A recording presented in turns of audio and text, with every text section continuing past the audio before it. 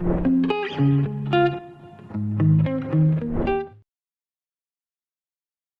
guys, I'm Bhavya. In this video, I will discuss the very easy problem and the medium problem of backtracking.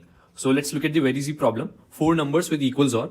So basically the problem is you're given an array, you need to choose 4 distinct elements, that is distinct by indexes, and find their XOR. We need to return the maximum XOR, maximum bitwise XOR.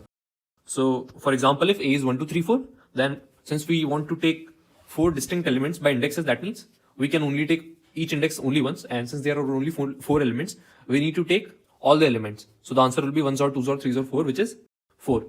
Now for the second case, 0, 2, 3, 1, 5, we could choose 0, 3, 1, 5 and the XOR will be 7. So let's look at the solution approach. So the first thing is that how many choices are there to take 4 elements. So this will be equal to NC4. Now what are the bounds on n? N is actually of the order 50, right? So in the worst case, we will have 50 C4 combinations to check. So 50 C4 is something around 50 into 49 into 48 into 47 by 4 factorial. So we can actually approximate it something like 50 raised to 4. So even if we take it 50 raised to 4, and we know that this is much lesser than 50 raised to 4, this will be around 6250000, and we know that this can actually work. This number is not that big, and we can simply brute force or try all the subsequences of length 4. So we will use backtracking for that. So what we will do is, let's say we have an array. So let's actually take the same array. So the array is 0, 2, 3, 1, 5. So we have A as 0, 2, 3, 1, 5.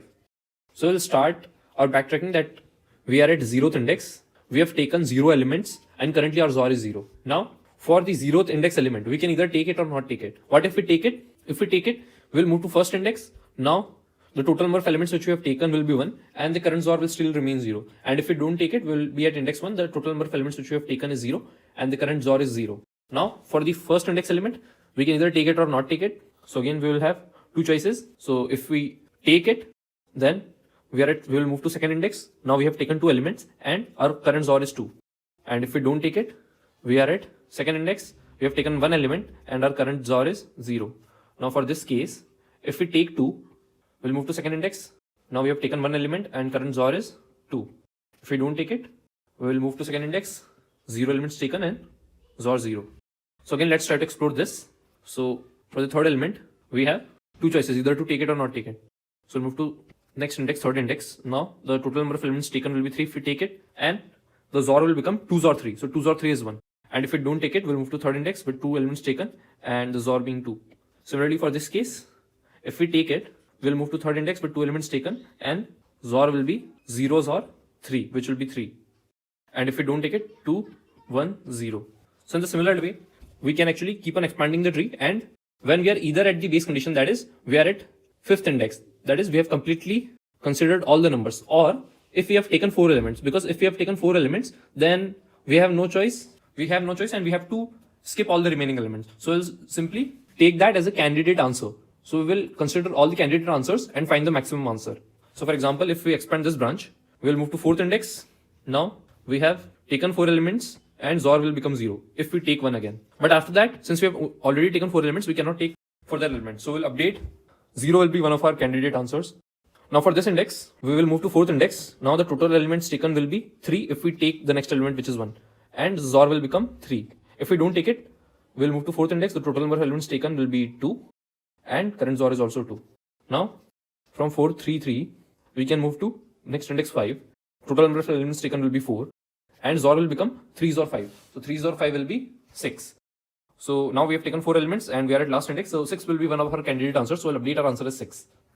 So if we consider this branch that we are at third index, we have taken 2 elements and current XOR is 3. So from here, we can move to that 4th index, the total number of elements taken being 3 and current XOR will become 3 XOR 1, which is 2. And also from here, we can move to 5th index, total number of elements taken being 4. And if we have taken this element, which is 5, XOR will become 5 XOR 2, which is 7. So now we have taken 4 elements. So 7 will be one of our candidate answers. So finally, we will return the maximum of all such candidate answers, and 7 happens to be the maximum answer in this case. So now what will be the time complexity? So we know that the time complexity will be 50 C4, NC4.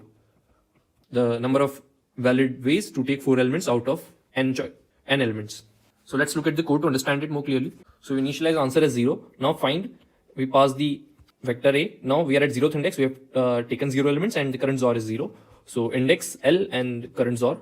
So if L is equal to 4, that means we have taken 4 elements. So this is one of our candidate answers. So we'll update answer as maximum of answer comma current XOR and we'll return it. Otherwise, if we are at the last index, that means we have taken all the elements, considered all the elements, we'll simply return. And now we have two choices, either to take the current element or not take it. So if we do not take the current element, we'll move to idx plus 1. The current length will stay same and current XOR will also stay same. If we take the element, the length will increase by 1 and the current XOR will also change by current XOR with the current element, which is A of idx. So let's move to the next problem. So the next problem is, Robin found an array A of size n, which he wants to convert into super array. To do this, he decided to choose first or last element, do one of the following operation with equal probability b times. Delete the chosen element, increase the chosen element by 1. After performing all operations, if the array consists of c elements greater than the special value of the array, then the array is called super array. Special value is the bitwise XOR of all elements. Find and return the total number of possible super array he can get by performing the above operations. So for example, if we have A as 10, 2, 10, 5 and B as 3 and C as 3. So special value will be 10 XOR 2 XOR 10 XOR 5, which is 7. Now there is only one possible super array, which is 10 to 10, 8. So this can be achieved by doing an increment operation on the last element 3 times, because we have to do 3 operations, exactly 3 operations. So if we increment the last element thrice, we'll get 10 to 10, 8. So in 10 to 10, 8, there are 3 elements which are greater than the special value, which is 7. So we'll perform. So there is one special array. So the constraints are that n is less than equal to 10 and ai is less than equal to 10 to the power 9 and bc are less than equal to n. So let's look at the solution. So let's actually take the same example. A equal to 10 to 10, 5. So A is 10 to 10, 5. B is 3. That means we have to do 3 operations and C is 3. That means we want that at least 3 values are greater than the special value. So special value is XOR of all elements. So special value val is 10 XOR 2 XOR 10 XOR 5, which is 7. So again, this actually can be done using backtracking. So how many operations can we do? So for the first operation, we have 4 choices. Either to delete the first element, to delete the last element, to increment the first element, to increment the last element. And now B will be less than equal to 10. So since we have 4 choices for each operation and we can do at most 10 operations, right? So our worst case complexity will be 4 is to 10. That means we will have to do at most 4 is to 10 operations in the worst case. And now this is something around 10 is to 6. This is something around 10 is to 6. So again, we can actually brute force over all the possible choices and find the answer. So let's actually look at this example. So our current array is 10 to 10, 5. So we have 4 choices here. Either to delete the first element. So if we delete the first element, we get 2, 10, 5. If we delete the last element, we get 10 to 10. If we increment the first element, we get 11 to 10, 5. If we increment the last element, we get 10 to 10, 6. Now for this again, we have 4 choices. Delete the first element, which will give us 10, 5. Delete the last element, which will give us 2, 10. Now increment the first element, which will give us 3, 10, 5. And increment the last element, which will give us 2, 10, 6. And so on, we can do our search. So the only valid survey we will get is through this branch. That if we first increase this element, again we increase the last element, which will give us 10 to 10, 7. And we still have one operation left. So we will do 10 to 10, 8 by incrementing the last element. So in addition to this, we can also keep a variable which is equal to b initially. That tells us that how many operations we are left with. So initially we are left with 3 operations, then we are left with 2 operations, then we are left with 1 operation, and finally we are left with 0 operations. So finally, if we are left with 0 operations, we'll check how many elements are greater than the special value, which is 7. So we can see that there are 3 elements which are greater than special value. So we want that the number of elements which are greater than special value are at least 3, which is the case in this array. So we will get one special array. So let's try to look. So let's look at the code to understand more clearly. So we initialize n as the size of the array. Now we will find the special value. Special value is the XOR of all the elements. So we'll pass the current array. Now the b value, that is the number of operations we want to do, and c is that is the number of elements which should be greater than the special value, and also we'll pass the special value as well, and simply we'll finally return the answer. So answer is a global variable, and we will increment each time we'll get a valid array. So record a, b, c, and val. So if b is equal 0, that means we have done all the operations. So we'll find the count of elements which are greater than val. So we'll iterate over the array and find the count of elements which are greater than val. So if that count is greater than equal to c, we'll increment our answer and return. So otherwise we have 4 choices, either to delete first element, delete last element, increment first element, increment last element. So temp equal to a0, that means the first value. So we'll store it in temp so that we can undo the deletion operation. So we'll delete first element, we erase a.begin. That means it will delete the first element. And now we will recur with b minus 1 operations left. And after we are done with that, we restore our array by inserting the first element again. Now we have a choice of deleting the last element as well. So we'll do the same thing. We'll store the last element, we'll remove the last element, we'll recur with this array, and again we'll restore our array by pushing back the last element. Now we have a choice of incrementing the first element. So we'll increment the first element, we'll recur with this array, and to undo this operation or restore our previous array, we'll decrement as well. And now increment last element. So we'll increment the last element, recur with the new array, and decrement the last element. So what will be the time complexity? As we said that we have 4 operations for each case. Now we will do B operation. So we have 4 is to B. And once we are at the base case, that means we have formed an array. We will have a loop of n. That means we'll require n operations to check if this is a valid array or not. So the time complexity will be 4 is to B into n. So 4 is to B being the maximum number of candidate arrays to be checked. So I hope this was clear to you. Thank you for watching this video. Hey guys, I'm Bhavya. I will discuss the easy problem and the hard problem of code drift on backtracking. So let's look at the easy problem. Make the array empty. You're given an integer array A. You have to perform certain operation any number of times on the array A. In each operation, you can remove any one of the 3 valid pairs. Remove first and the last element of the array, and the cost of the operation will be LCM of first element, last element. Remove first and the middle element of the array, and the cost of this operation will be LCM of first element, middle element. Remove middle and the last element of the array, and the cost of this operation will be LCM of middle element, last element. You have to find the maximum total cost it will take to make the array A empty. In even sized array, there are 2 middle elements, so always consider the second middle element. So length of array is even, and AI is less than equal to 10:3. So for example, if our array A is 1, 2, 3, 4, we could remove 3, 4 first. That is the middle element and the last element, and the LCM of 3, 4 will be 12. Now we are left with 1, 2, and we will simply remove both of them, and the cost will be LCM of 1, 2, which is 2. So the total cost will be 14. If however we were to, let's say, do some other case like delete 1 and 4, that is first element and the last element, then the cost will be LCM of 1, 4, which is 4. And then we will be left with 2 and 3, whose LCM will be 6. So the cost will be 6 plus 4, 10. So 14 seems to be the maximum answer in this case. So let's look at the solution approach. Again, we know that this can be done using backtracking. So it is actually quite a big hint, because since the length of A is 20, now first thing you can notice is that if the length of A is 20, then you can do at most 10 operations, because after each operation the length reduces by 2. So you will do at most 10 operations because length can be less than equal to 20. Now for each operation we have 3 choices: either delete the first and the last element, first and the middle element, middle and the last element. So the total number of possible choices to empty the array will be 3 raised to 10. Also we can actually find the LCM of any 2 numbers, which would be something around log of AI, or you could actually pre-store all the LCM of all the pairs, because there are only AI will be less than equal to 10 cubes. So you could, let's say, make an array LCM ij. So you could pre-store them. But even if we don't pre-store them, we could actually find LCM of a, b in log of A. So you can see that we would require 3 raised to 10 into log of AI operations to check all the cases. So for example, let's actually look at the second case. So we have A as 2486. So A is 2486. So let's look at the search space. So we have 3 choices here. We could either delete the first and the last element. So if we delete the first and the last element, we'll be left with 4, 8, and the cost will be LCM of 2 and 6. And the LCM of 2 and 6 is 6 only. Now for 4, 8, we have only one choice, and we'll finally make the empty array. So the LCM of 8 and 4 is 4. So in this case, the cost comes out to be 14. So if we remove the first and the middle element, we'll be left with 4, 6. And the cost will be LCM of 2 and 8. Now LCM of 2 and 8 is 8. Now if we delete this, we'll get an empty array, and the cost will be LCM of 4 and 6, which is 12. Otherwise, we have the third choice that we delete the middle and the last element. So if we delete the middle and the last element, we'll be left with 2, 4. The cost will be LCM of 8 and 6. And LCM of 8 and 6 turns out to be 24. Now for deleting 2 and 4, we'll require cost 4, because the LCM of 2 and 4 is 4. So for this branch, the cost will be 20. For this branch, the cost will be 28. So we could actually try all the combinations like that and find the cost and take the maximum of all such costs, which turns out to be 28 in this case. And as you can see, the optimal answer is also 28. So let's look at the implementation.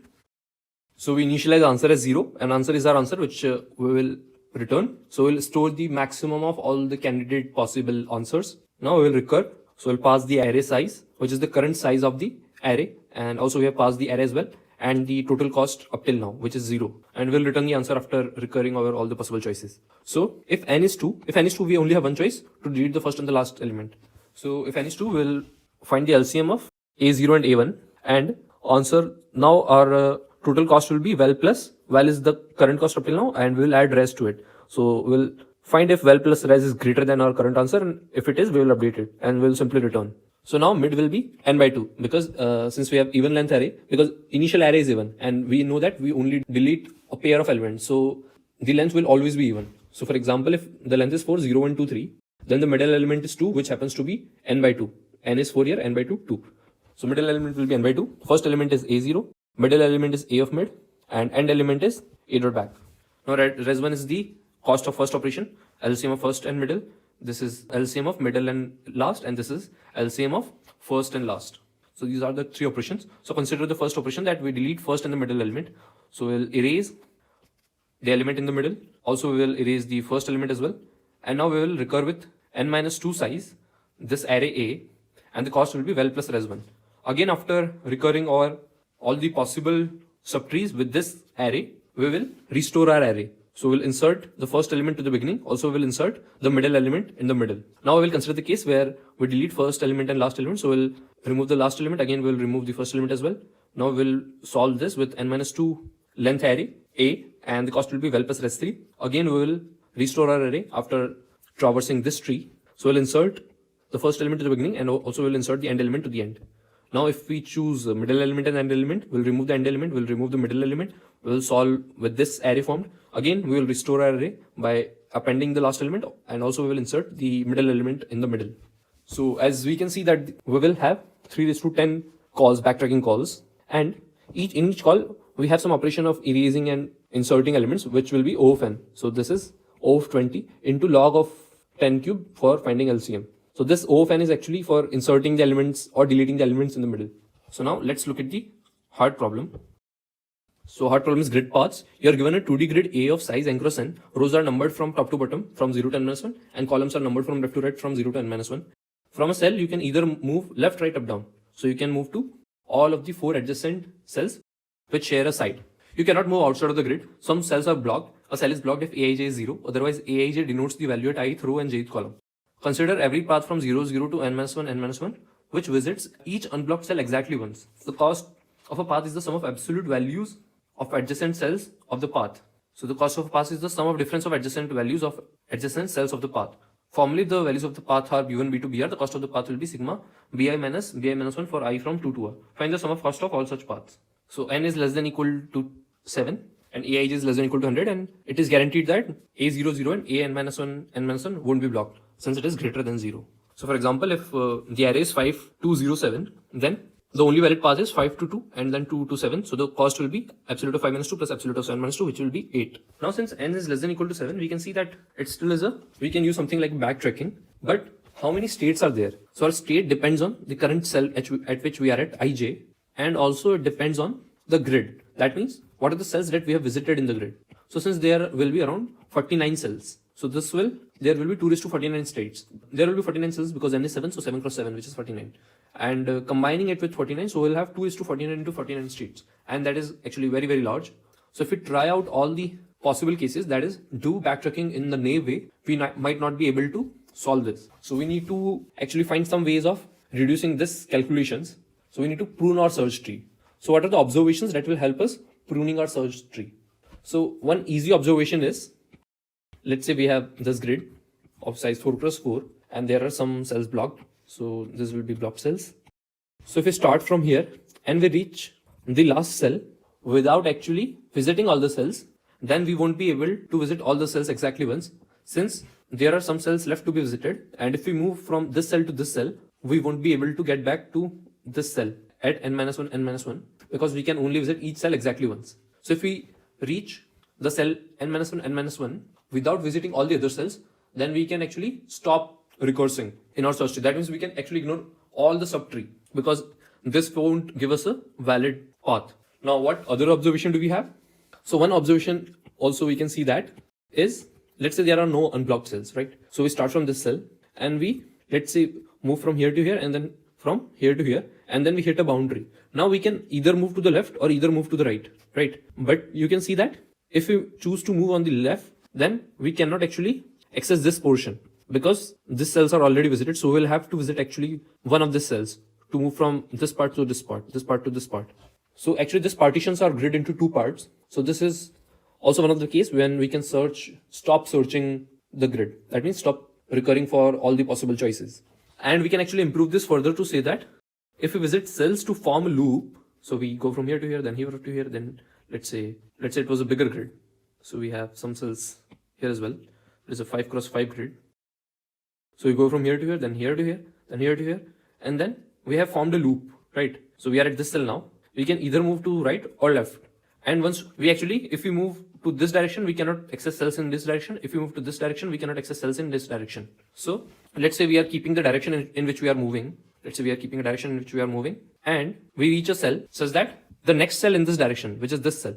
So the next cell in this direction is already visited, and we can move both right and left. We can move both right and left. Then we can say that we have actually partitioned our grid in two parts. And this is not good because we want to visit each cell exactly once. So we'll have to cross over some visited cell. Now notice that this visited cell actually has to be not blocked. So what I mean by that is, so if this is our grid, and let's say this cell is blocked. So we move from here to here and then here to here. Now the next cell is blocked. This is the next cell which is blocked. And we can either move to this direction or this direction. So according to our pruning method, we will say that this won't actually give us any valid path, but it actually can give a valid path. So we can go from here to here, then here to here, then here to here, then from here to here, then here to here, then this way, and then this way, and finally here. So we have a path. So when we say that we are not able to move in the direction in which we are going, and we can move to the left direction and the right direction, we mean that the next cell should actually be visited by us. So what I mean by that is, it should be a case like this, that we started, let's draw this path in a different color. So we started from here to here, and then we went from here to here, then went from here to here, and then we are at this cell. So the next cell, this cell is visited, and we have actually visited it. It is not a blocked cell. So it is visited, and now we can either move to the left direction and the right direction. That we can actually move to both the directions. So in this case, we will say that we won't actually search more, because if we choose to move to the left, then we won't be able to access cells on the right, and if we choose, or vice versa. So if you implement in this way, you see that the number of recursive calls you will require will reduce to of the order 10 to the power 7 for n equal to 7. Now there is no proof that the number of operations will be less, but this happens to be a valid or a good pruning technique.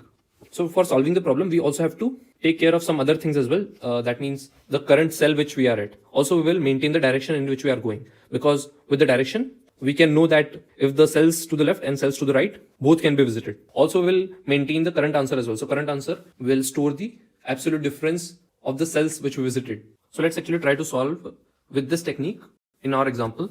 So the second example was, so here we were able to move over all the cells. So let's take a 3x3 matrix where we can move to any cell. So let's say it was 1, 3, 4, 2, 7, 1, 4, 3, 2. So let's say we will keep a visited matrix. So it is initially all equal to 0. Now we'll start from 0, 0. So from 0, 0, we can move to either to 0, 1 or 1, 0. So let's first explore the branch of 0, 1. So from 0, 1, we can move to 0, 2, or we can move to 1, 1. We cannot move back to 0, 0 since it is already visited. So we'll first mark 0, 0 visited, and then we'll mark 0, 1 visited as well. And let's say if we choose to explore the branch of 0, 2, we'll mark 0, 2 visited as well. Now from 0, 2, we can either move to 1, 2, or we can move to, from 0 to there is only one choice. We can move to 1, 2. So we move to 1, 2 and mark this visited. From 1, 2, we have two choices. We can either move to 2, 2. So if we move to 2, 2, that means we are at cell n-1, n-1, but we have only visited 5 cells and we want to visit 9 cells. So it turns out that we will stop exploring here, and now we will consider the other option from 1, 2. So we'll again mark 2, 2 as unvisited. So we'll mark this as 0. So from we'll move back to the previous cell, which is 1, 2. From 1, 2, we have other possible choice of 1, 1 as well. So we can move to 1, 1. So we'll mark this visited. From 1, 1, we can move to, so we can either move to 1, 0, or we can move to 2, 1. Now notice that if we, let's say, choose this branch, 2, 1. Now we were going in this direction. So from this direction, we can see that we can go both to the left cell and the right cell. We can go both to the left cell and the right cell. So we'll stop expanding our branch here. So we'll recur and mark this unvisited, because even after checking all the possible cases, we have deduced that this won't be a valid branch. So now we are at 1, 0. So we mark 1, 0 visited. So from 1, 0, again we have one choice only. So we can move to 2, 0. From 2, 0, we have one choice only, 2, 2, 1. And from 2, 1, we have one choice only, 2, 2, 2. And in similar way, you can try out all the possible branches. Now to solve our original problem, what we can do is, so first we can maintain a global counter count which stores the number of visited cells, or we can actually pass it in our function as well. So we'll keep a counter here as well. So here it was 0, then 1, and then 1, and so on. Along with it, we can store the current answer as well. So initially the current answer will be 0. If we move to 0, 1, we will add, so from 0, 0, we move to 0, 1. So we'll add 3 minus 1, which is 2, to our current answer. So if we move to 1, 0, we'll add 2 minus 1 to our answer, which will be 1, and so on. So let's actually look at the code to actually explain all the implementation details. Don't worry about the code length. The code is actually quite simple. So what are the variables which we are keeping? So we have n, which is the size of the grid, then a visited array. Also we have kept a global array, which is nothing but the matrix, and this is the answer. So we assign n as the size of the array, initialize count as 0, and we also assign answer as 0. So we'll iterate over the grid and we'll update our global matrix A. Now if Aij, so if Aij is not equal to 0, that means that is not a blocked cell. So we will set visited ij as 0, otherwise it is a blocked cell. So we'll set visited ij as 1. Now actually what we are doing is, count will be initially set to number of blocked cells, and visited ij is multiplied by 2. So what we are doing is, we'll set visited ij as 0 for all the unvisited cells. Also we'll set visited ij as 2 for all the blocked cells, and we will set visited ij as 1 for all the visited cells. So we actually need to distinguish between a blocked cell and a visited cell to prune our search space. So that's why we are representing blocked cells and visited cells differently. Now we start from 0, 0, so we assign visited 0, 0 as 1. So we'll recur. So our current cell is 0, 0. Now this one, now we are actually representing the directions. So these are our direction scheme, 0, 1, 2, 3. So if we are going upwards, we will represent the direction as 0. If we are going right, we will represent direction as 1. If the previous move was a down move, then we will represent direction as 2. If it was a left move, then we will represent direction as 3. So initially, let's say we are setting the direction as 1. That means we entered from here. Let's say there was some arbitrary cell here, and we entered from here to 0, 0. And the initial direction, the first direction, does not actually matter much. After again, we will reset our visited as 0 and we'll return the answer. So the main part is backtracking. So this is int ij, then the current direction, total count, and sum. So you know that the count will be n square because we have also included the block cells in our count. So if I is equal n minus 1 and j is equal n minus 1, that means we are at the bottom right cell. So if we are at the bottom right cell, we want the count to be n square. If count is equal to n square, we will simply append answer to our sum. We'll simply append sum to our answer and return. Sum is actually the total cost of this path. Now if direction is 0, so remember this was our direction scheme. So if direction is 0, that means we were going upwards. Now, if the cell is ij, let's actually represent direction in this way as well. So if we move upwards, we will reduce our row. So we'll go to I minus 1j. If we go downwards, we'll go to I plus 1j. If we go right, we go to I comma j plus 1. And if we go left, we go to I comma j minus 1. So if direction is 0, that means we were going upwards. Now we will check if the cell, we are at our current cell is ij.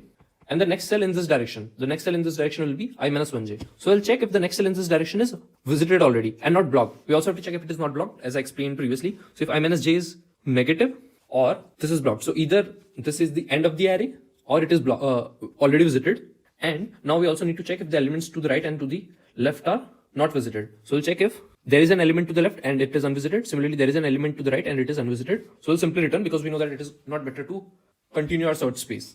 Because we know that if, let's say, this was the direction, so the next cell in this direction is already visited and we can move to both the left cell and the right cell, then it means that we will only be able to visit only one of the cells because for the same example, so we start from here to here and here to here. So we are at this direction. Now we are at this cell and the cell in the next direction is already visited. And we know that we can move both to the right and to the left. So this actually partitions our grid. So there's no need to continue our search. So we'll simply return. And similarly, we can deduce conditions for all the directions 0, 1, 2, 3. So it's just a simple if else like the first condition. Otherwise, we will move over all the adjacent unvisited cells. So if we have, let's say, a cell to the, so if you have a cell upwards, and it is already not visited, we will assign it as visited. Now how we will update our recursion? So we'll move to cell I minus 1j, direction will be 0 because we are moving upwards, direction will be 0, count will be increased by 1, and sum will be sum plus absolute of ai minus j minus aij, because ai minus j is the next value. And similarly, we can actually deduce the conditions for all the directions 0, 1, 2, 3. And finally, we'll return our answer. So once we figure out how to prune our search space, the question is not that difficult. So in terms of time complexity, there is no actually time complexity in terms of n. What we can say is for the maximum case when n is equal to 7, we will have approximately 10 raised to 7 recursive calls. And that is actually fast enough to work in languages like C++ or Java, but in Python, it may cause some issues. So I hope you like this problem and how to actually use pruning to solve backtracking problems and reduce our search space. Thank you for watching this video. Hello everyone. Today we are going to solve backtracking questions. As I did with linked list for backtracking as well, so we are going to do as many questions as we can do over each of the topics that are there. Okay, so let us start with the subset question. So the subset question says that we are given a set of distinct integers. So basically we are given an array of integers. Yeah. So basically we are given an array of integers and it is confirmed that no number is repeated more than once. And we have to return all the possible subsets that can be formed from those numbers. Okay.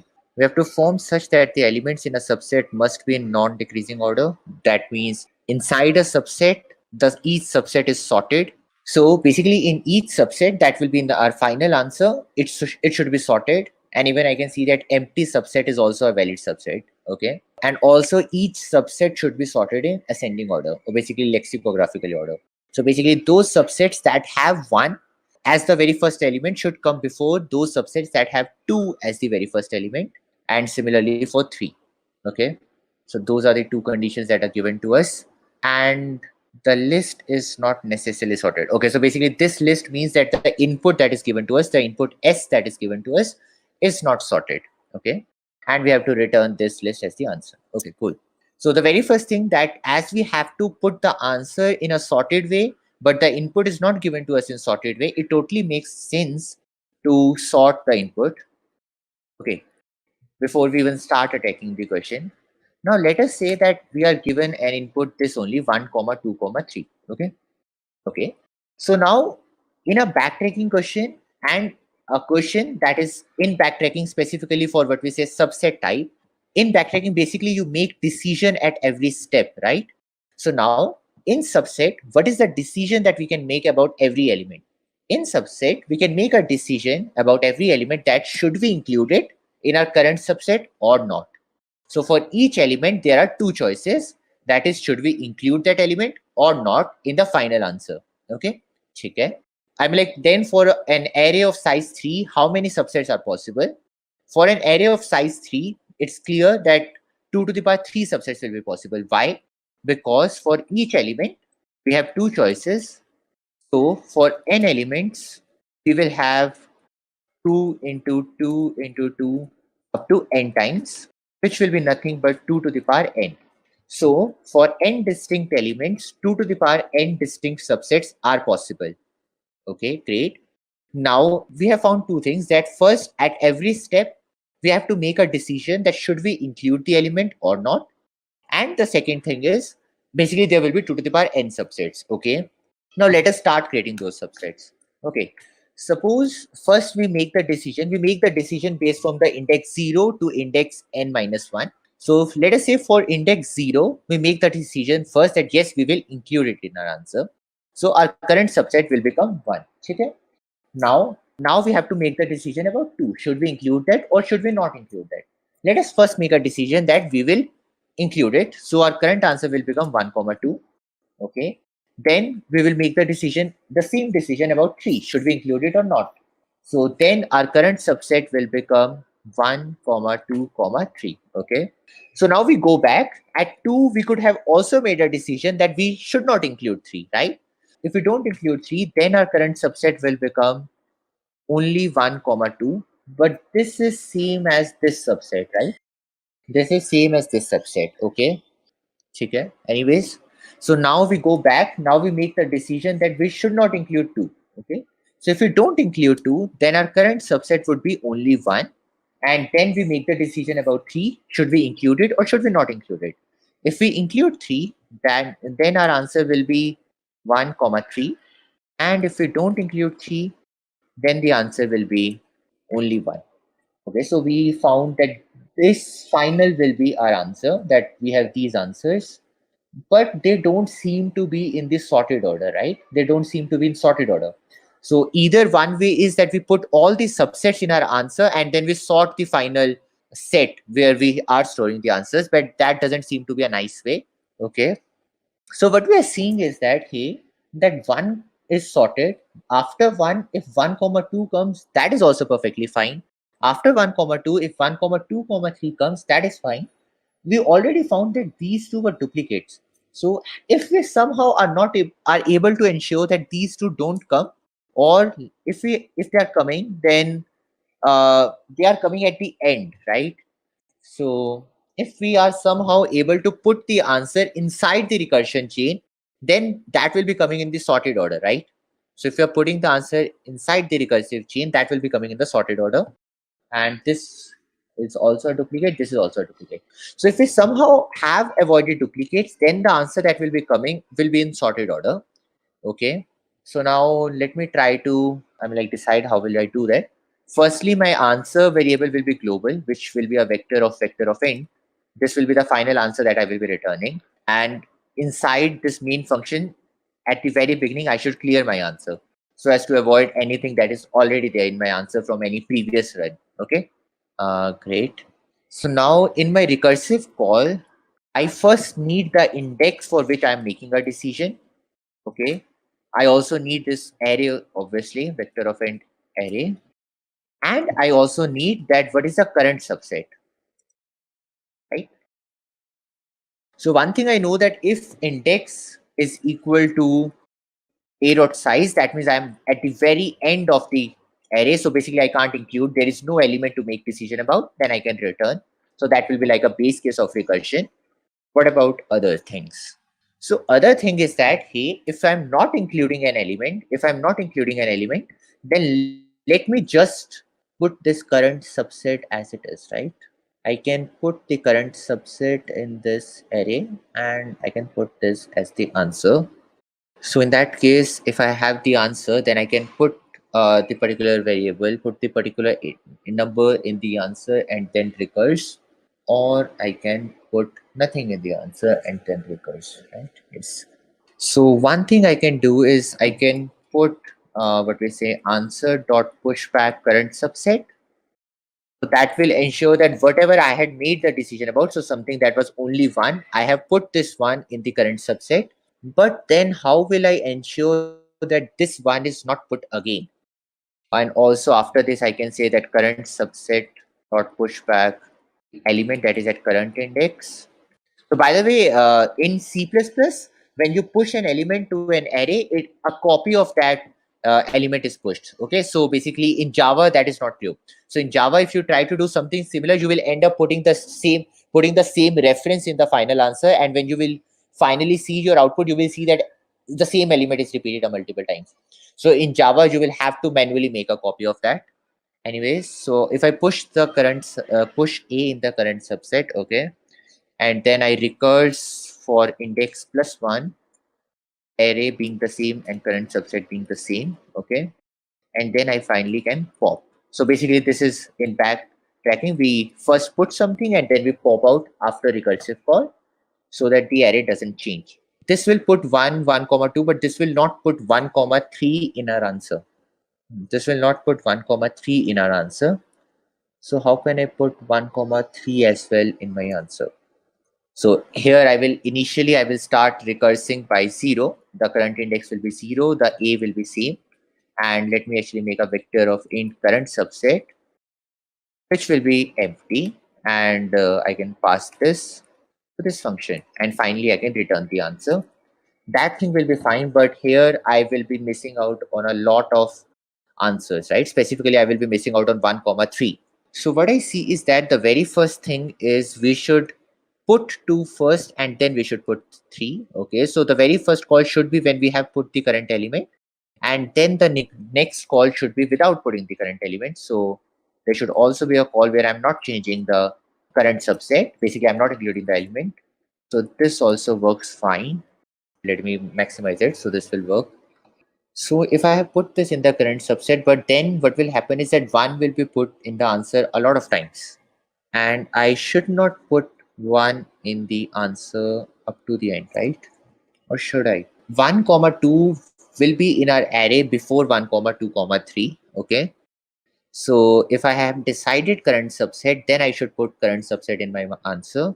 Okay. But 1 will be before that, right? So let me say that if I put answer dot current subset here, then what is going to happen? Then 2 will come after that, right? So basically what will happen is that initially my current subset will be empty. Then in the current subset, 1 will be put. So my current subset will be 1. Then I will put 1 in the answer. which should come first. Okay, then I recurse. Okay, so then I recurse and I put 2. So my current subset will become 1 comma 2, and I will put this 1 comma 2 in the final answer, in the upper answer. Okay, then I again recurse, then my index will be of 3. Then I put 3 and I put 1 comma 2 comma 3 in the answer. Great. Then I go back. And my current subset will again be only 1 comma 2. Right, sorry, 1 comma 2 would have already been put in my answer. Then I will recurse ahead. So my current subset here will be only 1 comma 2, and then I will put 3 on the back of it. So it will become 1 comma 3, right? From 1, it becomes 1 comma 2, then 1 comma 2 comma 3. Then it becomes 1 comma 2, and it will be, here it will be 1, and then it will go to 3. So it will become 1 comma 3.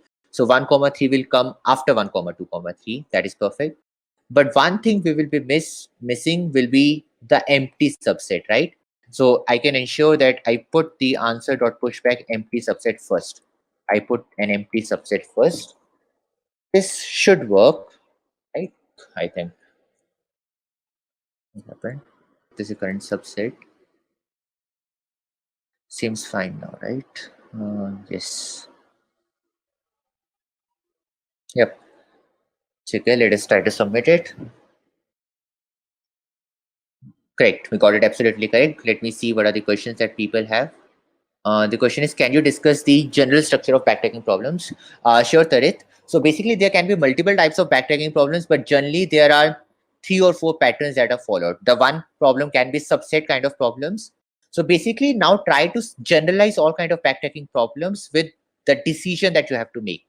For example, in subset problems, you make the decision that should we include an element or not include an element. For permutation problems, you make the decision which element should I put at the current index. So there is a difference between subset and the permutation. In permutation, you make the decision that, hey, I should put this particular element at this current index. We will see if I do one question of permutation. Okay. Now, another kind of pattern that appears in backtracking problems is what kind of output should you give? Suppose you are asked to give the output in sorted order, then your structure looks something like this. In this structure, we are putting the current subset in the answer inside the recursion chain. But in other kind of recursions where it is not mandatory to submit the answer in sorted order, you can actually push the answer back here. I mean, like in the base case. So that is also a variation that exists in backtracking problems. Okay. But we will see multiple backtracking problems today. So you will kind of get an idea yourself of what kind of backtracking problems can exist. Okay. But generally there are of 2 types. One type is, should I include an element or not? Or the second type is, what element should I include next? Like even in Sudoku problems, we make the decision of what element should I include at this particular index. Okay. Okay, so we have done this question. Let us do one question of permutations as well, because so as you guys get an idea of what is the difference between a subset problem and a permutation problem. Okay. Okay. So given a collection of numbers, return all possible permutations. Okay. And I think we are given that each number is distinct. At least it looks like from the example. Okay. No 2 entries in the permutation sequence should be the same. For the purpose of the problem, assume that all the numbers in the collection are unique. Okay. So yeah, I think I was answering a previous question as well. So there is one pattern also, that are the elements in the original permutation distinct, or are the elements in the original input distinct or not? So your solution kind of changes a bit if they are not distinct. We will try to do one question of that type as well. Okay, great. So like in permutation problem, for example, are we asked to put these numbers in also lexicographically order? That is not written. So let us not assume that is asked. So in this case, our input was 1, 2, 3. Okay. Now in permutation questions, you try to make a decision that what element should I put at current index? Initially, my current index will be 0. So I have 3 possible choices. Either I can include 1 there, or I can include 2 there, or I can include 3 there. If I include 1, then the problem reduces to finding all the permutations of 2, 3. Okay. So then for the second element, I have 2 choices. Either I include 2, or the second choice is I include 3. Okay. Similarly, for 2, the problem reduces to a subproblem of size 2, where the first choice can be I include 1, or the second choice can be I include 3. Okay. Similarly, for 3, the problem is reduced to 2 subproblems. Either I include 2 or I include 1. Okay. So after I have made permutations of choice of size 2, now I have only one element that is left. So in this case, it will be 3. In this case, it will be 2. In this case, it will be 3. Here it will be 1. Here it will be 1. And here it will be 2. So here, first thing that we see is that the final answer that we get is in the base case. The base case is when the current index is basically equal to n minus 1, the size of the array minus 1. Okay. Yep. So that is one observation that we can get from here. The second observation that we can get is that how will we ensure that like after 1, we are able to easily get that what is the subproblem. We can get this subproblem by that. Suppose initially the array was 1, 2, 3, and we decide to put 2 at the, I suppose I decide to put 3 at the first index. So what I do, I swap 3 with 1. Now this is basically reduced to a subproblem of size 2 where the elements are 2, 1. So in this way, using swapping, we can make this decision. Okay. Now let us try to implement the same thing in my code. As the previous question, my answer will still be vector of int, which I can declare globally. Okay. And I should make sure that I clear it here. Okay. Then I am saying that I will be modifying my current array only, so I don't need to have any, like the past question, any current subset. That is fine. So in my recursive call, I need to know the current index and the array. By the way, do see that I'm passing the reference to the array, not the copy of array here. Okay. So this saves the time complexity a lot. Okay. Because you don't have to copy all the numbers from the previous array to the new array. Okay. So the base case is still same, that if current index is equal to array.size minus 1, I can also say, because when I'm at the last index, I basically have no choice to make. I have only one choice, which is the element at that particular position. So I can put answer.pushback array, okay, and I can return. Either way, if in question the size of array that is given to us will be 0, then in that case, this might actually never return. Then it might lead to an error. So in that case, I can say that if a.size is equal to 0, then I can just return answer. There is no permutation possible. Okay. So that is a base case, because if the size of array is 0, then this will be 0 minus 1 and current index will never become minus 1. Okay. Okay. Now I decide which element should I swap with. For int I equals to current index, yes, I less than, let me say int n is equal to array.size, I less than n plus I. So suppose I decide to put the element at index I to the current position. So what I can do, I can swap array I comma array of current index. Okay. And then I do recursion for the current index plus 1 and the same array, because array has been modified. And when I'm out of this recursion, I have to restore my array. So I can just do a swap again with array of current index and I should be done. Right? Yes. And this thing will be fine. Then I should just start my recursion with 0. So initially the current index will be 0 and the array will be same. And finally I can return my answer. Right? And finally return my answer.pushback a, and yep, so this will be put. So yeah, one thing to remember here, that if you push back a in Java, the reference will be pushed back. So then what you will finally see is that as you are modifying the array, at the end, all the elements in the array will be in the final answer will be same. So if you're doing this in Java, manually create a copy. Okay, copy of a to pass to push in answer. Okay, just an advice for Java. And I think we are fine. Let's test it. Yes, this seems fine. Let us try to submit it as well. Great. Is there anyone here who already knows what gray code is and what is the benefit of gray code in computers?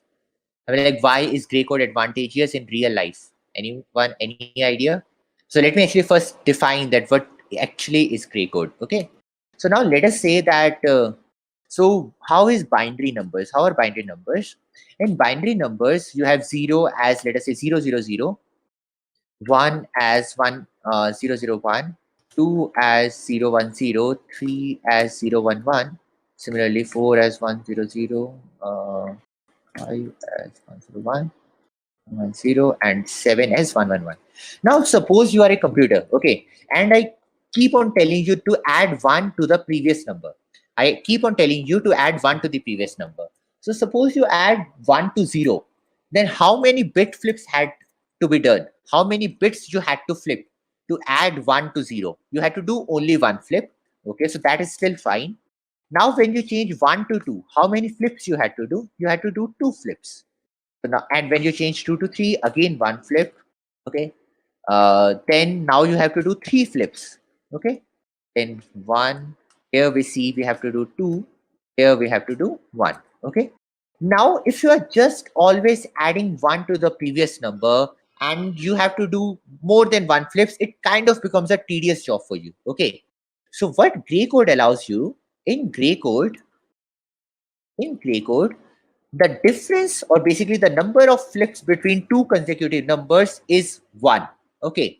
So somehow, like, let us say that 0 is 0, 0, 0, 1 is 0, 1, 0, and 2 is 0, 1, 1, suppose.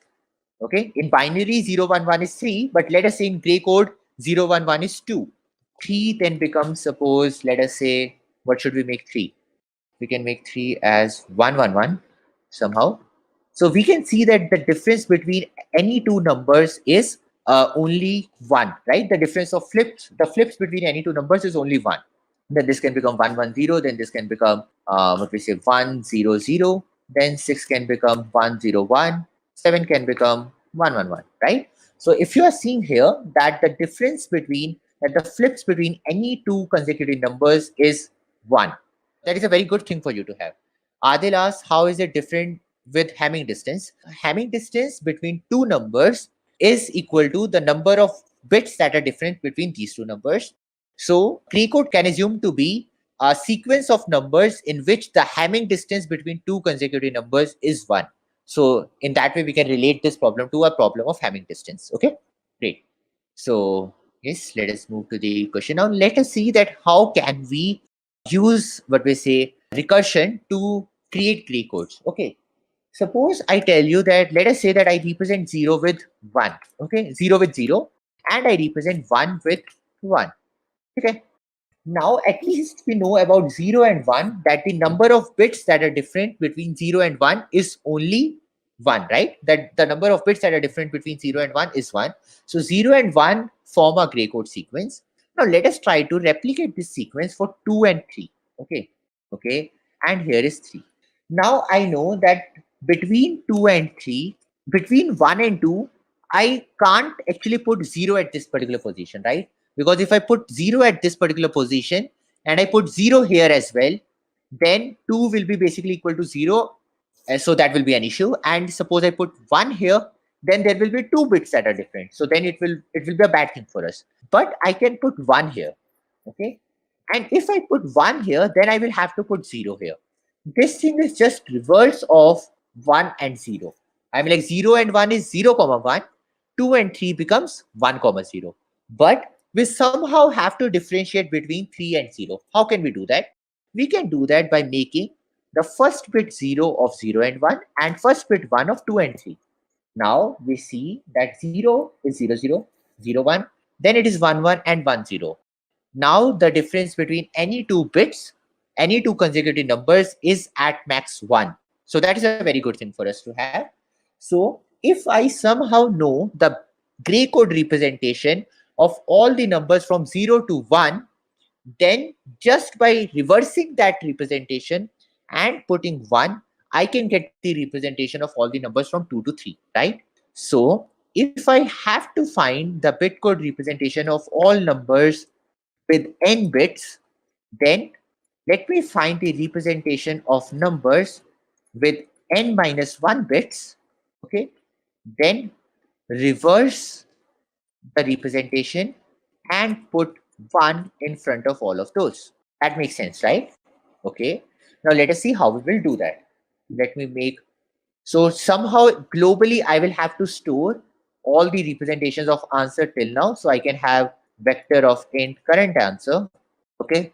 Then I am suppose solving the problem for current number of bits. If bits is equal to 0, if bits is equal to, let us say, 1, for 1 bit, the answer is only 0 and 1. So I can say current answer dot pushback 0, and I can say current answer dot pushback 1. Okay, and finally I can return. Okay, now now I have to first solve the problem for n minus 1 bits. So I can say recurse for bits minus 1. Once I have recursed, once I am back from the recursion of bits minus 1, now I know that in my current answer, the answer exists for all bits n minus 1, right? So what I can do is I can find the current size of answer, and size is equal to current answer dot size. Okay. Then what I do, I have to reverse that, right? So how can reverse that is for int I equals to size minus 1, I greater than equal to 0, minus minus I do current answer dot pushback current answer I. Okay. So what this will do basically is now my current answer will be as we saw here. Now the current answer will be 0, comma 1, comma 1, comma 0. Now in the second half of the numbers, I have to put 1 as the leftmost bit, right? So how will I do that? I can do that by when I'm pushing back, I can say that current answer dot back, by putting 1, it is just equal to or equals to 1 to the bits, right? So that is it, and this should work, right? So if I'm putting that to answer and I'm ORing it by 1, so if I do this, right, if I have 2 bits, so currently if I have 1, then if I OR it by 1 to the 2, 1 to the 2, then this will become, actually I have to OR it by 1 to the bits minus 1. Bits minus 1. So the current bits will be 2. So if I OR it with 1 to the 1, then this will become 1, 1, right? Yes. 1 OR equals to 1 to the 1. So this will become 1, 1. So I think this should be an answer. How will we start recursion? I will say if a equals to, initially I have to clear my answer dot clear. And I say if a equals to 0, then that means I already have my answer. So that is the base case. And then I can say recurse for a bits. Okay. And I can finally return the answer here. This should work. Let us see if that works. What did I do? Okay, it's current answer. So this should be current answer here. This should be current answer. This should also be current answer. Yes, now this seems to work fine. Yeah. And let us submit it. Great. So we have solved 3 problems till now, and we have made a streak already, but let us do one more problem. So people want us to solve n queens problem. So that was the very first comment, and let us solve the n queens. Okay. N queens, by the way, is a very popular problem and is a known NP hard problem. Okay. So NP hard problem means basically that you can't solve the problem in polynomial time, but you can, what we say, verify if the solution is correct in polynomial time. Okay. Okay, great. Let us try to do this n queens problem. So what an n queens problem says is that you are given an n cross n chessboard, and in that chessboard, okay, it's given an n cross n chessboard, okay, not an 8 cross 8, okay. So in this chessboard, you have to put n queens. By the way, I'm like, if someone has not played chess, a queen, if a queen is at particular cell, it can cut any other queen that is in the same row, that is in the same what do you say, in the same row, in the same column, as well as on the same diagonals. By the way, there are 2 diagonals. I mean, like from this particular position, there are 2 diagonals. One that will go from 5 to E, and there will be another diagonal that will go from 3 to F. So basically, a queen can cut any other, what we say, chess piece that is in the same row, that is in the same column, or that is in any of those 2 diagonals. Okay. So we are asked that, hey, we have to put n queens in our chessboard such that no 2 queens should cut each other. Okay. And given an integer n, okay, so we have to return all possible solutions of n queens problem for a given n. Okay, so if there are multiple arrangements of the board possible, I have to return all of those. Okay. Okay. Check it. So one thing that I can see from this is that, hey, if I have put a queen at a particular row, if I have put a queen at a particular row, I won't like to put that queen on that row again, right? If I have put a queen at a particular row, then I would definitely not want to put the queen in the same row again. So like we did in permutation or current subset problem, we can create a current index as the current row for which I'm trying to put the queen. Okay. So if I have put a queen at a particular cell in the current row, then I recurse for the next row. Okay. But so as to ensure that I'm not putting a queen in a row or in a cell where it gets cut by any other queen, I need to know that in which particular columns and in which particular rows I have already put a queen. So I somehow need what we say array or a vector where I can actually maintain that if I have put a queen at a particular column, okay, bool column has queen, which can be of size n. Is there any maximum value of n given here? No. As it is not given, we cannot assume anything. So we should put this in our answer, right? So we should have here a vector of bool. So here we can have a vector of bool, which is called has queen, which will be of size a. So here a means n. Okay.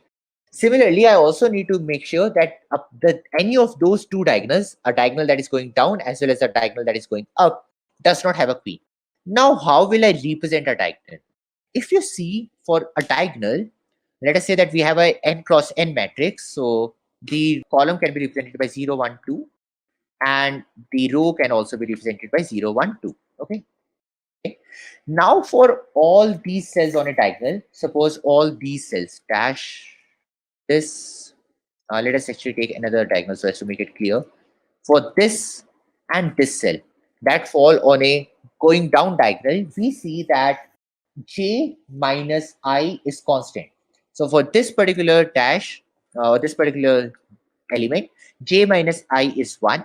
Similarly, for this, j minus I is 2 minus 1, which is also 1. Okay, so what can be the minimum value of j minus I? Minimum value of j minus I can be basically minimum of j minus maximum of I. So which can be equal to 0 minus a, 0 minus a minus 1. So 0 minus a minus 1, which will be equal to 1 minus a. So if I have to make an array that can also represent this number, which is a negative number, so I have to basically shift each index of this array by a minus 1, right? So as to represent a number that is minus of a minus 1 by 0. If I have to represent minus of a minus 1 by 0, so then I have to plus this by 1 minus a. Okay. Okay. Now let us see for all the numbers that are on a lower down diagonal. Okay. So for example, we are talking about this particular cell and this particular one. Okay. So for these numbers, we see that what is constant? For these numbers, I plus j is constant, right? So here I plus j is equal to what we say 0 plus 1, which is 1. Similarly, for this particular cell, I plus j is again equal to 0 plus 1, which is I plus j will be equal to 1 plus 0, so which is also 1. Okay, so but in this case, minimum value will be 0, so we don't need to do any buffer. Okay, so we have to maintain two another arrays of vector of bool, which is diagonal 1 has queen. Let us make it of size 2 into a, because the maximum value of j minus I will be I minus 0, so which will be 2a if I'm buffering everything by a. Similarly, vector of bool diagonal 2 has queen, which will also be equal to 2 into a. Okay. Okay, so now I need to maintain the current state, right? So I have to represent, so I have to put my answer as a vector of string. So I can say that my current state is a vector of string of size a, where each string is nothing but a string of size a, right? A string of size a where each number is a dot, right? Initially, this will be my current state. Then I can say that then I have to recurse. Okay, so if I have to recurse, then I need to know current row. Let me represent it by current row. I also need to know all these things. Vector of pool, column has queen. Vector of pool, diagonal has queen. Put it like this. And also a vector of pool, diagonal 2 has queen. Okay. And I also need to know what is my current state of the chessboard. So which will be vector of string, which will be current state. Okay. Let me make this as vector of string, current state. Okay. Great. So now if I know this, then I have to make the decision. How will I make the decision? Let's have it. Okay. Let us see that how we can make a decision. So first thing is if current row, also I need to know how many rows are there, right? Int max rows. Okay. So if current row is equal to max rows, then I should return. Basically, I have nothing. I can't place queen here, right? So I can just return. Okay. Else I try to put a queen in one by one in each of the column of the current row. How can I do that? I can do that by for int I equals to 0, I less than max rows, because columns will also be maximum equal to max rows, plus I. Okay. Then I try to see that if on current row, at ith column, basically at matrix or basically at current state I comma current R, I can put a queen. Okay, so how can I put a queen? I can put a queen if not column has, I'm like, I have to check these things, right? I have to check first that the ith column should not have a queen. Okay. Okay. I also need to check that none of those two diagonals have a queen. Okay. And not diagonal one has queen. What will be the element of this? Diagonal 1 is basically equal to I minus j, or sorry, j minus I, right? Yes, we had it j minus I plus a. J minus I plus a. Okay. Not diagonal 1 has queen, j minus I plus a. And I also need to make sure not diagonal 2 has queen. What will be the value for this? The value of this will be I plus j. Okay. Actually, it won't be j. J is column, so j is equal to I, and this is equal to current row, I minus current row, right? Similarly, I is equal to current row and j is equal to I, right? Okay. If none of these already have a queen, that means I can put a queen here. Okay. So if I can put a queen here, so what should I do? I should say current state, current row, I is equal to Q. So basically I have put a queen here. Okay. If I'm at the final row, then I should put the current state in my answer, right? I will say answer dot push back current state. That means I'm done. Okay. As we do even in permutation question. Okay. So if I put a queen at this thing, then I have to make sure that column has queen I is made to true. Okay. Similarly, diagonal 1 has queen. This is also made to true. Okay. Similarly, diagonal 2 has queen. This is also made to true. Okay. After this, I can recurse for the next state, next row, recurse current row plus 1, and the other things remain the same, which is column has queen. Then the other thing will be diagonal 1 has queen. Then we will also be having diagonal 2 has queen, and then I will be having current state and max rows. Okay. Then I can recurse upon this thing, and after I have recursed and I am back from the recursion, then I should revert the state, right? Because in backtracking, you change the state to the original state. So what was the original state? This was equal to a dot or equal to a full stop. This was equal to false, and all others were false, right? Okay. And this should work. But I have to declare a vector of string answer globally. So I can declare it here. Answer, and I should initially clear the answer as well. Okay, and now this should work. I should start my recursion from the 0th row with these values. Initially everything false, and this is this. And also I need to pass what we say, current state and current state and max rows. So this will be current state and max rows. Okay, and finally I can return my answer. This should work. Let's see if this works. What did I do? Oh, it is not A, it is max rows, right? It is max rows. Here also it is max rows, and now this should work. Where I have A. Diagonal one has queen. Okay, I have it here. Then what did I change? Okay, I didn't change here, right? Now I think this is fine. This other error, I minus current row plus diagonal one has queen, I minus queen. That is a wrong error. I and current row are defined, right? Current row is defined. Okay, it is current R. So I should change this to current R. I should change this to current R. I should change this to current R.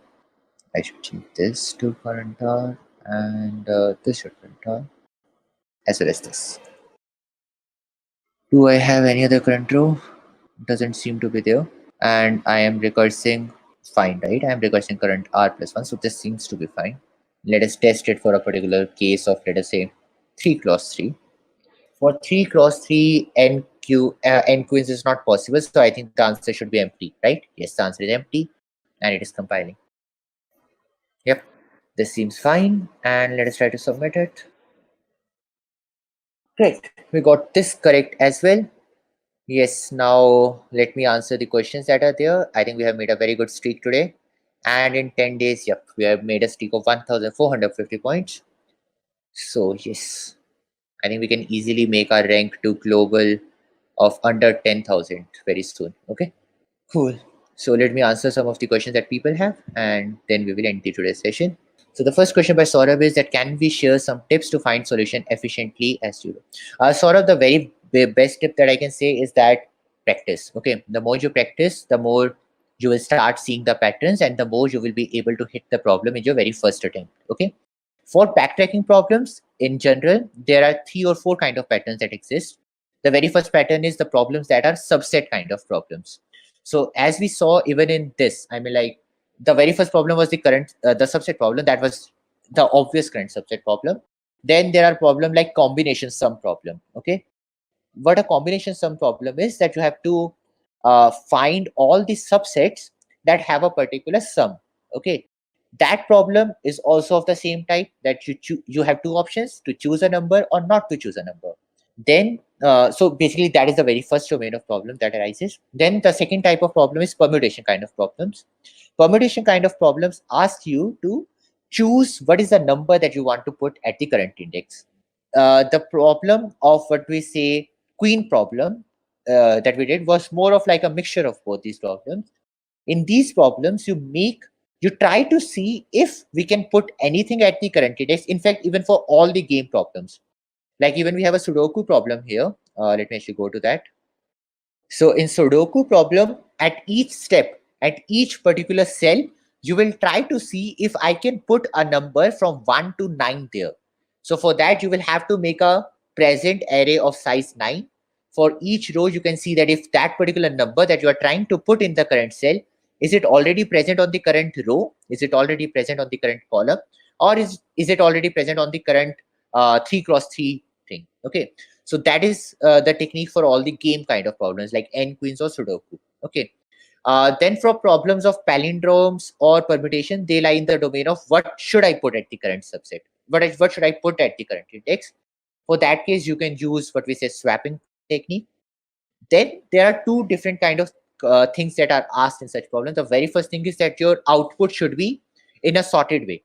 If your output should be in sorted way, try to put your what we say current answer in the final global answer while doing the recursion, not at the base case. Okay, like we did in the current subset problem, in the subset problem. Okay, in the problems where it is not required to put in the sorted way, then you can put into the global answer in the base case. So that is, I think, that are more or less the whole techniques that are there in backtracking, nothing more. Okay, yes. In general, for any kind of domains, the more you practice, the better you will be there. Okay, cool, guys. So that was all from my side today. Hope you enjoyed it. Bye bye.